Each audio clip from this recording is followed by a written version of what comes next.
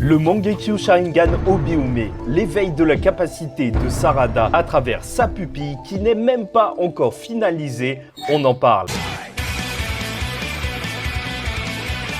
Mesdames et messieurs, ici Chage et on se retrouve aujourd'hui pour la review du chapitre 21 de Boruto 2 Blue Vortex avec bien sûr Sarada en cover car c'est la star de ce chapitre et c'est fou de voir son Sharingan en couleur, vous trouvez pas? C'est complètement fou! Bah non, en vrai il est rouge. Sur la terre du désespoir, une étoile sinistre flotte, c'est inscrit et c'est normal, son pouvoir semble lié aux astres, mais avant d'en parler, n'hésitez pas à liker ou disliker la vidéo, commenter, donner votre avis en commentaire et vous abonner si vous n'êtes pas encore abonné. Et commençons tout de suite par l'éveil de Sarada, son power-up qui ne fait que commencer.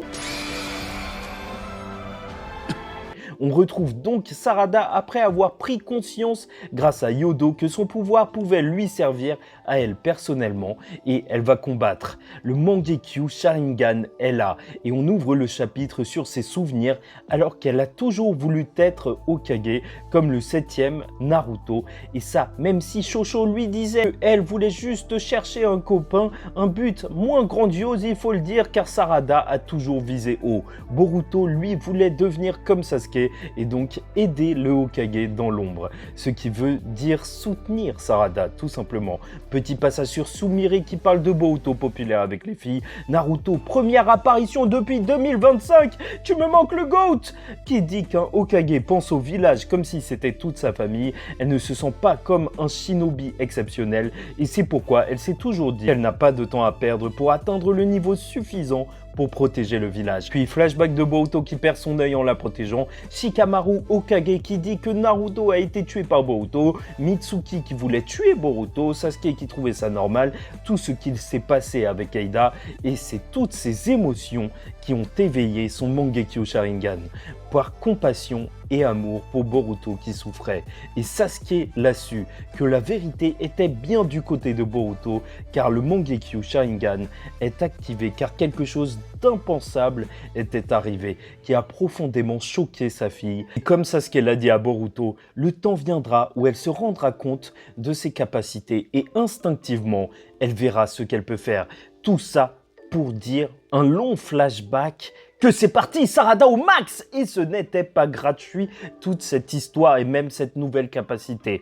Elle en a vécu des choses. Sarada dévie alors facilement le sable de Ryu et demande alors à Mitsuki de se protéger lui et les autres. Bon, c'est vrai, c'est triste de voir le mode Sénine serpent servir à rien, mais osef. Sarada brille, elle sait utiliser son pouvoir, le comprend dans les grandes lignes, et même si Ryu tente d'éviter la sphère absorbante, une autre se trouve derrière, et pas qu'une puisqu'elle en a 4 de placées ici. Son pouvoir est lié à la gravité, comme on le pensait, on en a parlé le mois dernier, elle le fait alors voler. Sarada choisit sa cible pour ne pas que ses camarades soient affectés et franchement, je sais pas si on se rend compte assez que c'est le pouvoir parfait pour elle. Avec le Chidori ou même ses Katon, elle a de la puissance de frappe et dans le futur, elle pourrait juste utiliser ça juste pour limiter les mouvements de son adversaire et le terminer en le coupant en deux avec un Chidori. Oui, c'est vraiment juste parfait ou même juste avec sa méga force à la Sakura,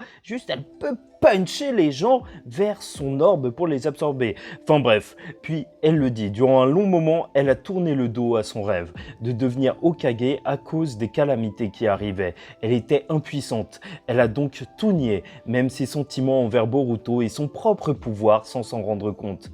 Et c'est drôle, le Ryu qui fait « Bon, on en a marre de cette discussion de gamine dépressive », mais il se fait quand même aspirer. Et là, encore plus fort alors que la boule noire grossit. Elle ne veut plus se fuir elle-même et veut confronter ce qu'elle ressent pour pouvoir sauver les autres. Elle rêve de devenir Hokage, donc elle doit s'accepter elle-même d'abord. Et Mangekyo Sharingan Oriume. La page est juste magnifique, elle flottant dans les airs avec ses orbes. Elle saigne d'un œil, utilise son pouvoir au max et il est juste désintégré. Bon, Et déjà, rappelons que certains utilisateurs du Mangekyo Sharingan ont deux pouvoirs différents, l'Amaterasu, le Tsukuyomi pour Itachi, ou le même parfois pouvoir dans chaque œil comme Shisui et son Genjutsu. Puis, on va pas se mentir, si Sarada là n'a saigné que d'un seul œil, c'est la porte ouverte à une autre capacité. Je vous en ai parlé avant, je trouve que créer des centres de gravité c'est parfait pour son style de combat, mais là toute la question c'est est-ce qu'elle va avoir un jutsu peut-être plus offensif comme l'Amaterasu ou un Genjutsu qui pourrait lui permettre de faire des interrogatoires en une seconde. Ce serait plutôt stylé pour un Hokage. Enfin bref, n'hésitez pas à me dire ce que vous en pensez. Bon, c'est vrai, dans Boruto, on est lié aux astres avec des ennemis extraterrestres. On a donc Boruto qui lie ses ennemis avec son Rasengan à la rotation de la Terre, mais Sarada est en réalité plus un soleil qu'un trou noir, comme son Sharingan en réalité quand on le regarde bien, la cover qui nous parle d'étoiles, une étoile qui attire tout et même qui s'écrase sur elle-même pour devenir un trou noir, c'est logique, c'est le soleil. Sarada est en réalité celle que Mitsuki devrait avoir en tant que modèle. Dans tous les cas, elle s'effondre alors de fatigue avec Mitsuki qui la rattrape et le cœur épine de Ryu qui est devant eux. Vont-ils le récupérer? On ne sait pas puisqu'on passe directement à Boruto sans tartine du destin. Puisqu'on a un passage sur les observateurs, Jura qui se rend compte grâce à sa connexion aux autres Shinju de la défaite de son camarade, mais ne bouge pas en attendant Boruto, Eida qui elle observe en communication avec Kashin Koji qui nous dira que l'objectif de l'éveil de Sarada était important, mais ils ont dû sacrifier Yodo, que Boruto va lui demander s'il y avait un futur où elle ne mourrait pas et il répondra que oui, si Boruto était intervenu, mais Sarada, elle ne se serait pas éveillée. C'est donc un sacrifice pour la puissance de Sarada. Et alors qu'il demande si Konohamaru Sensei peut s'en sortir, aucune réponse.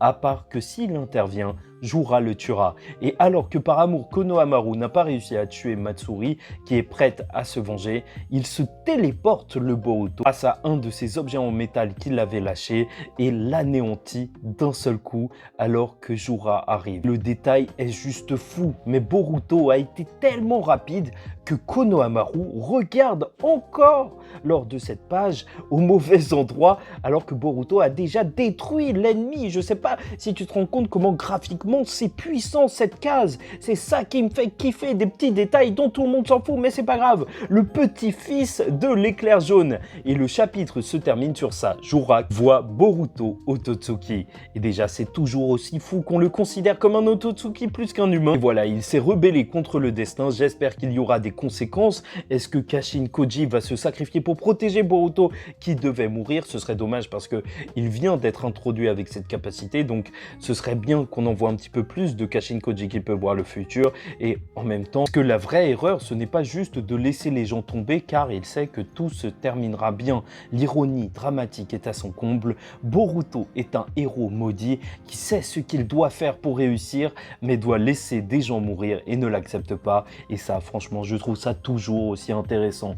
Très hâte de voir la suite. Est-ce qu'on va enfin voir Kawaki avec ses limiteurs enlevés se battre pour aider Boruto face à Jura? Pour vous dire la vérité, moi je trouve que le plus logique c'est juste qu'ils prennent Konohamaru et se retéléportent pour ne pas trop changer le futur, comme si en fait il était vraiment mort. Voilà, on l'enferme dans une cage. Mais bon, on sait que ça change le futur car quelqu'un qui a disparu, c'est pas la même chose qu'une personne qui est morte, mais au moins ça changerait moins de trucs. Ou Code qui pourrait très bien arriver, sait-on jamais, lors du prochain chapitre, vu qu'il a besoin d'un sacrifice pour son arbre divin et il pourrait demander à Jura, étant donné qu'ils ont un pacte, de ne pas tuer le Boruto. N'hésitez pas à me dire ce que vous pensez de tout ça, mais pour moi c'était juste un très bon chapitre qui remet Sarada sur le devant de la scène et ça ne fait que commencer.